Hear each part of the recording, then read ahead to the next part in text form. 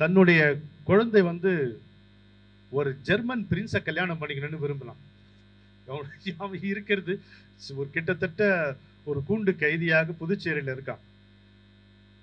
அந்த குழந்தைக்கு ஜுரம் வந்து பேச முடியாது போயிடுது. தங்கம்மாளுக்கு பேசும்போது புலம்புறாங்க. நமக்கெல்லாம் அச்சமில்லைன்னு இவ்வளவு சொன்னானே, தான் குழந்தை வந்து உடம்பு சரியில்லாம கிடக்கும் பொழுது அது குத்துக்கால் இட்டுக்கொண்டு அதனோட தலைமாட்டில் உட்கார்ந்து புலம்புறான். ஐயோ இப்படி ஆச்சே தங்கம்மா, நீ ஜெர்மன் தேசத்து ராஜகுமாரனை மணந்து கொள்வாய் என்று நினைத்தேனே, உனக்கு நாக்கு புரளவில்லையே. பராசக்தின்னு அவளை திட்டுறான்.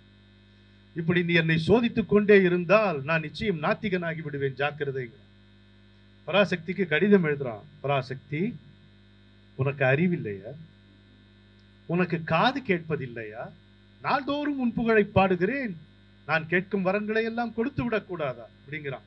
பெரிய கட்டுரை, பெரிய கடிதம் அது. அது மாதிரி தன் கூட இருந்த மண்டையம் ஸ்ரீனிவாசாச்சார் அவருடைய மகள் எதுகிரி சொந்த மகள் போல அவளை நடத்துகிறான். தான் எழுதின பாட்டெல்லாம் முக்காவாசி பாரதியாருடைய பாட்டை முதலில் கேட்டது எதுகிரி, இல்லைன்னா குவளைக்கண்ணன்.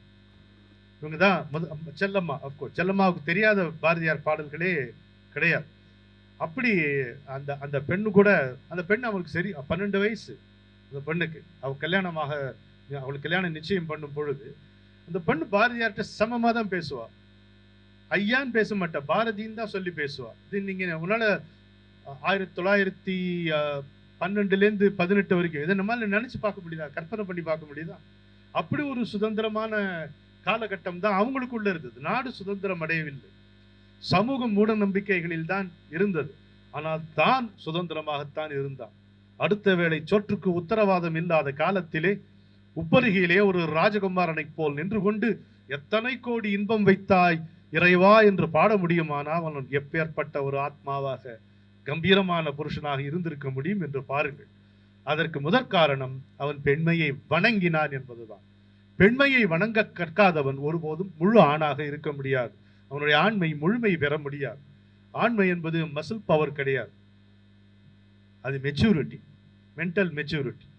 அது பெண்மையை வணங்கித்தான் அது வரும்.